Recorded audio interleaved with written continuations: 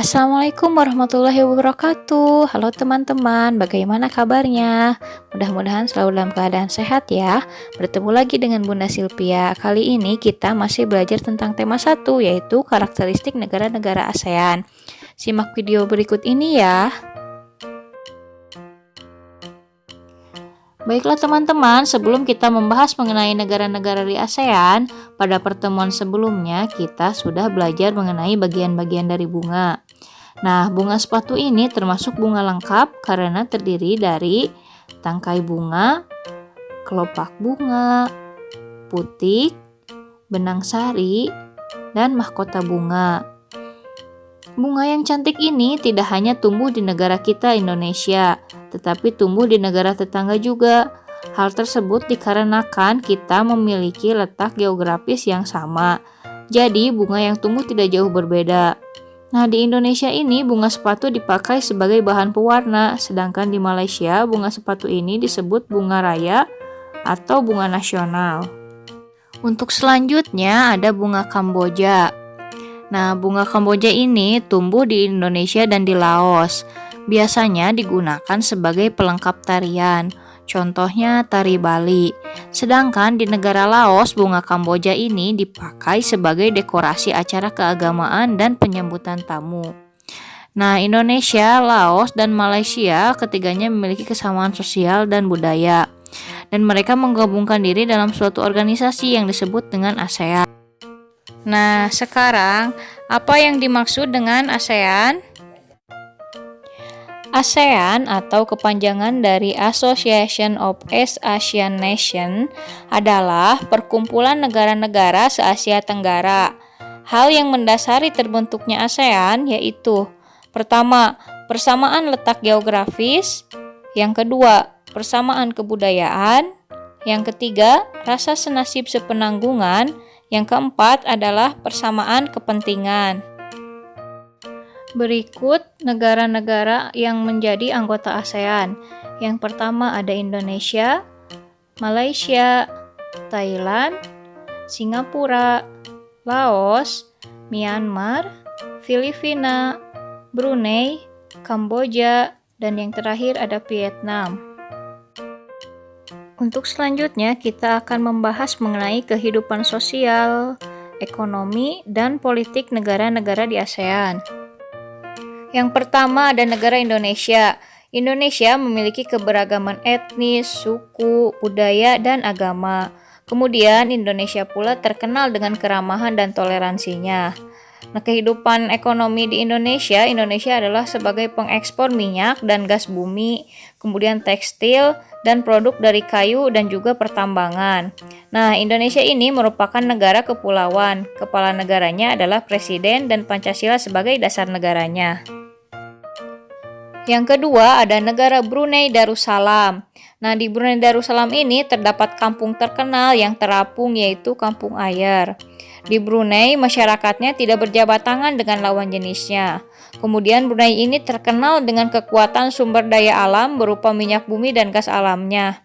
Sistem pemerintahannya berbentuk kesultanan Islam yang dipimpin oleh seorang sultan. Kemudian yang ketiga ada negara Malaysia. Di Malaysia ini terdapat patung yang berukuran sangat tinggi, setinggi 42,7 meter, yang dinamai dengan patung Dewa Murungga. Nah, musik tradisionalnya banyak dipengaruhi oleh budaya Cina, Islam, India, dan Indonesia. Makanan khas dari negara Malaysia ini adalah nasi lemak. Kemudian kegiatan ekonominya di bidang pertanian, pertambangan, dan perindustrian. Nah, yang terakhir bentuk pemerintahannya adalah kesultanan. Selanjutnya ada negara Filipina. Nah, budaya dari Filipina ini merupakan hasil perpaduan antara budaya barat dan budaya timur. Bahasa Filipina merupakan bahasa nasional dengan bahasa Inggris sebagai bahasa pengantarnya. Kemudian mata pencaharian penduduk Filipina ini di bidang pertanian dan bentuk pemerintahannya adalah republik yang dipimpin oleh seorang presiden. Nah, selanjutnya ada negara Kamboja. Kamboja ini memiliki banyak candi, kemudian memiliki tarian tradisional yang disebut tarian Apsara. Tarian Apsara ini lahir 2000 tahun yang lalu. Di Kamboja mengalir sungai yang dinamakan Sungai Mekong, sehingga tanah di sekitar sungai subur dan dijadikan sebagai lahan pertanian. Bentuk pemerintahannya adalah kerajaan dan dipimpin oleh seorang raja. Selanjutnya ada Myanmar. Nah, Myanmar ini adalah negara 1000 pagoda. Mayoritas penduduknya adalah keturunan Tibet.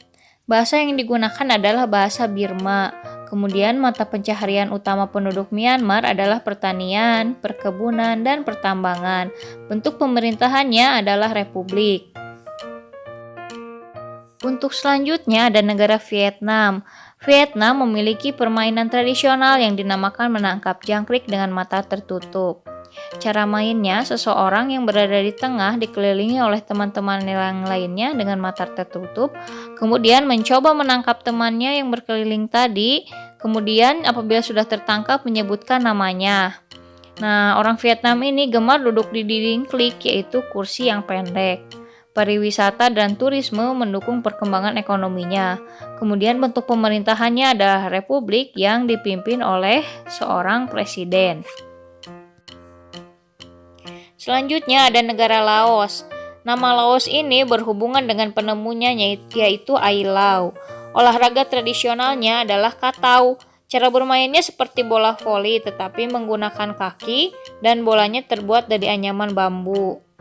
Kemudian Laos bertetangga dengan Kamboja dan sama-sama dilewati oleh Sungai Mekong sehingga masyarakatnya bertani.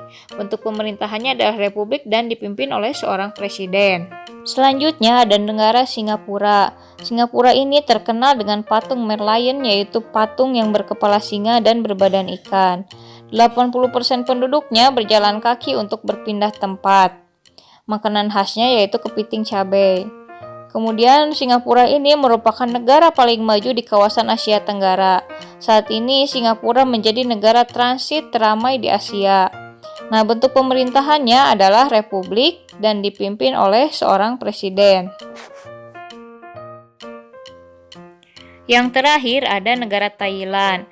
Nah, negara Thailand ini adalah negara yang tidak pernah dijajah oleh bangsa Eropa. Kemudian di negara Thailand ini, kepala adalah bagian tubuh yang dihormati, sehingga tidak ada seorang pun yang memegang kepala sekalipun kepala anak. Di Thailand, teh disajikan dengan susu dan rempah-rempah yang disebut dengan Thai iced tea. Thailand ini sering disebut sebagai lumbung padi di Asia Tenggara karena padi memang merupakan hasil pertanian terbesar dari negara ini. Bentuk pemerintahannya adalah kerajaan yang dipimpin oleh seorang raja. Nah, teman-teman, itulah karakteristik dari negara-negara di ASEAN. Pembelajarannya cukup sekian ya. Silahkan kerjakan LKS-nya, tetap semangat. Sampai jumpa lagi di pembelajaran berikutnya. Assalamualaikum warahmatullahi wabarakatuh.